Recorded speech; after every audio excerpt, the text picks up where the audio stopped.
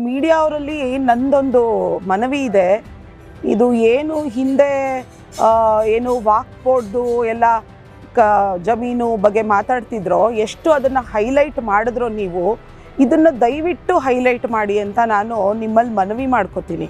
ಯಾಕಂದರೆ ಒಂದಲ್ಲ ಎರಡಲ್ಲ 11,499 ಎಕರೆ ಯಾವುದು ಹಿಂದೂ ದೇವಸ್ಥಾನಗಳಿಗೆ ಸೇರಬೇಕು ಅಂತ ಇತ್ತೋ ಅದನ್ನು ನಮ್ಮ ಸರ್ಕಾರ ಈಗ ರಾಮಲಿಂಗಾರೆಡ್ಡಿ ಅವರ ನೇತೃತ್ವದಲ್ಲಿ ಅದನ್ನು ವಾಪಸ್ಸು ಆ ದೇವಸ್ಥಾನಗಳ ಟ್ರಸ್ಟ್ಗಳಿಗೆ ಅದನ್ನು ವಾಪಸ್ ಕೊಡಿಸ್ತಿದ್ದಾರೆ. 2013-18ರಲ್ಲಿ CM ಆಗಿದ್ದಾಗ ಸಿದ್ದರಾಮಯ್ಯನವರು ಯಾರ್ಯಾರು ಅರ್ಚಕರು ಬ್ರಾಹ್ಮಣರು ಇದ್ರಲ್ಲ ಅವ್ರಿಗೆ ಏನೆಲ್ಲ ಸವಲತ್ತುಗಳನ್ನು ಅವ್ರು ಮಾಡಿಕೊಟ್ರು ಅನ್ನೋದನ್ನು ಒಂದು ಸತಿ ನೆನಪಿಸ್ತೀನಿ ನಾನು.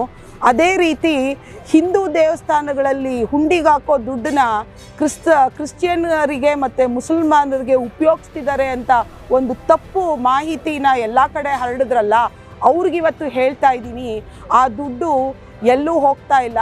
ಆ ದುಡ್ಡು ನಮ್ಮ ಹಿಂದೂ ದೇವಸ್ಥಾನಗಳ ಜೀರ್ಣೋದ್ಧಾರಕ್ಕೆ ಉಪಯೋಗ ಆಗ್ತಿದೆ. ಸರ್ಕಾರ ಎಲ್ಲಿ ಕೆಳಮಟ್ಟದ ದೇವಸ್ಥಾನಗಳಿದೆ ಆ ದೇವಸ್ಥಾನಗಳಿಗೆ ಇದನ್ನು ಉಪಯೋಗಿಸ್ತಿದ್ದಾರೆ.